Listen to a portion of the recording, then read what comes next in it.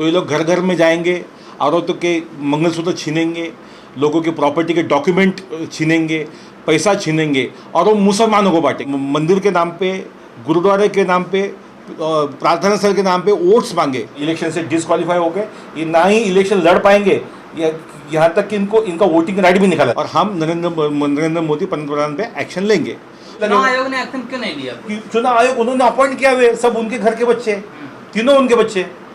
नमस्कार भाइयों और बहनों, मैं आनंद एस जोंधले 1994 से सुप्रीम कोर्ट में वकालत करता हूं और पूरे देश में पिछले 30 साल से मैं वकालत कर रहा हूं। और मैं जिनके ऊपर अन्याय होता है और अन्याय के खिलाफ लड़ने के लिए उनके पास पैसे नहीं होते, ऐसे लोगों के केसेस मैं मुफ्त लड़ता हूं। हालांकि कुछ दिनों पहले अप्रैल महीने में 9 अप्रैल को प्रधानमंत्री जी ने पिलीभीत में एक भाषण दिया था। वो भाषण में उन्होंने कहा था कि 500 साल से राम भगवान को छत नहीं था, उनको राम भगवान को मैंने छत दिया। करतारपुर कॉरिडोर मैंने बनाया और जो लंगर गुरुद्वारे में लंगर दिए जाते उसके मटेरियल का जीएसटी मैंने हटाया।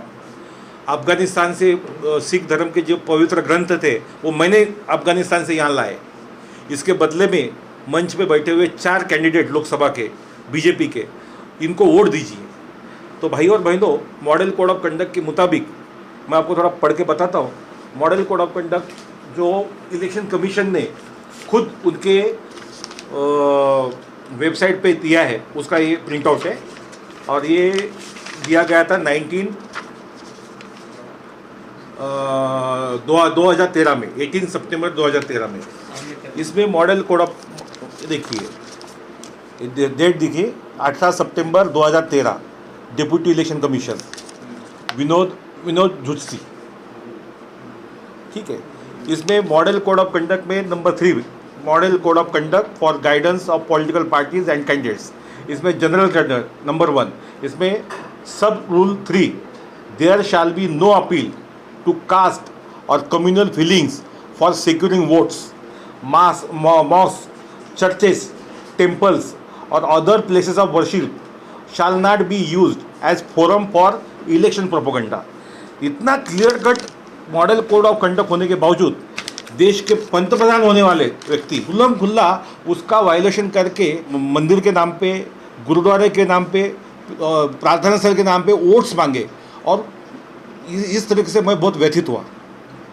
फिर उन्होंने यही नहीं, 9 अप्रैल को उन्होंने एक ऐसा रनिंग स्टेटमेंट किया था कि कांग्रेस का जो मैनिफेस्टो है वो मुस्लिम मैनिफेस्टो से है। तो इससे व्यथित होकर 10 तारीख को इलेक्शन कमीशन में कंप्लेंट फाइल की। 10 अप्रैल को मैंने इलेक्शन कमीशन में कंप्लेंट फाइल करने के बाद मैं 5 दिन चुप बैठा।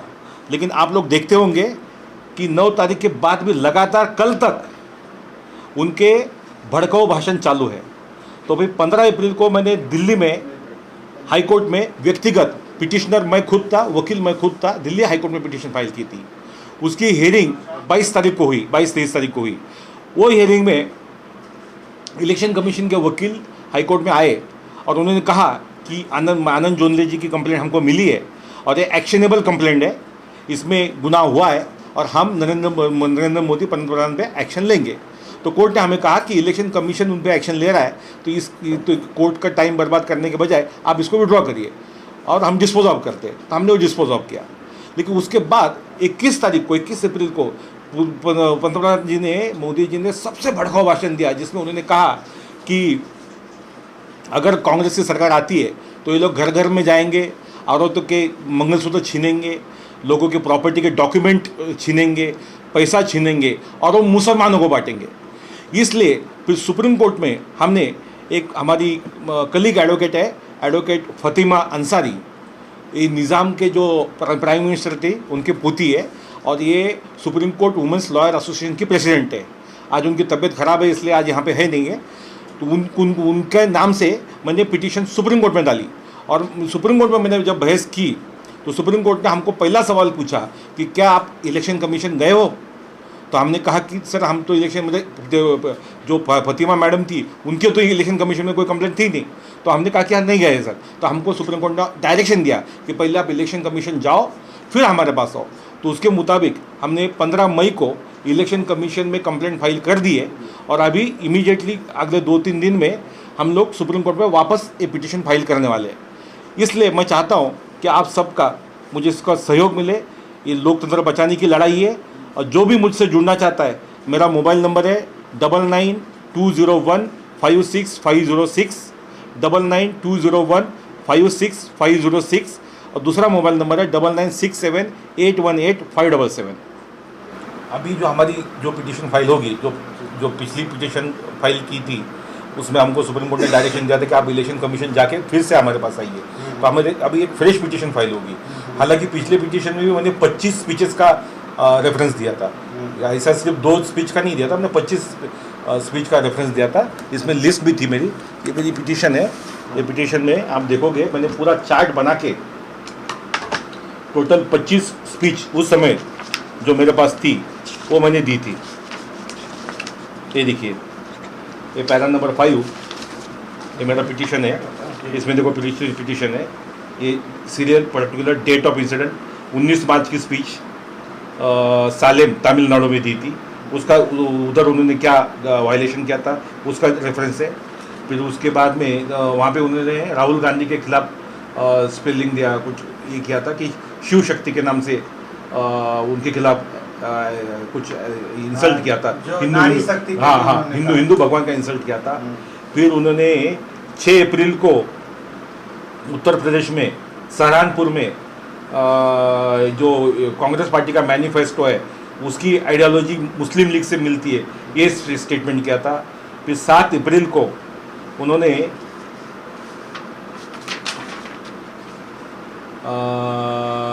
कांग्रेस पार्टी ने राम मंदिर बनाने के लिए विरोध किया, इसलिए मुझे वोट दो, ये स्टेटमेंट किया था। फिर 19 अप्रैल को अमरोहा नाम की उत्तर प्रदेश में जगह है, वहाँ पे उन्होंने राहुल गांधी ये हिंदू धर्म के खिलाफ है, ऐसा उन्होंने स्टेटमेंट किया था। तो इस तरीके से सब स्पीचेस हमारे पिटीशन में है और आने वाली जो नई मेरी पिटीशन रहेगी उसमें सब स्पीच उसको एनेक्स किया जाएगा और उसी पे हम सुप्रीम कोर्ट से रिक्वेस्ट करेंगे कि इस पर कार्रवाई की जाए। और बात ऐसी है, अगर ये चुन के भी आते हैं तो सुप्रीम कोर्ट को इतनी पावर है कि वो इनको 6 साल के लिए डिसक्वालीफाई कर सकते हैं। इसी तरीके से बाल ठाकरे जी ने बहुत सालों पहले 1992 में 40 साल पहले उन्होंने एक स्टेटमेंट दी थी मुस्लिम धर्म के खिलाफ और हिंदुत्व के नाम पर उन्होंने वोट्स मांगी थी, तो उनको भी 6 साल के लिए इलेक्शन से बैन किया था, उनका वोटिंग राइट तक निकाला गया था। तो सेम जजमेंट इनको भी लागू होगा, इनका भी इलेक्शन से डिसक्वालीफाई हो गए, ये ना ही इलेक्शन लड़ पाएंगे, यहाँ तक कि इनका वोटिंग राइट भी निकाला जाएगा। सर आपको लगता है डिस्क्वालीफाई कर दिया जाएगा? 100%, क्योंकि सामने कानून दिखा रहा हूँ। अगर कानून से कोर्ट चलेगी तो 100% कोर्ट को ये जजमेंट देना ही होगा। मैं कानून का पुजारी हूँ और मैं कोर्ट के पास जाके ये दरखास्त करूंगा कि सर ये कानून है, मैंने जैसा अभी आपको दिखाया, आप लोग को लगता है कि नहीं कानून का उल्लंघन हुआ है कि नहीं हुआ है? अगर आप लोगों को लगता है तो जज सबको भी लगेगा। चुनाव आयोग ने एक्शन क्यों नहीं लिया? चुनाव आयोग उन्होंने अपॉइंट किया हुए, सब उनके घर के बच्चे, तीनों उनके बच्चे।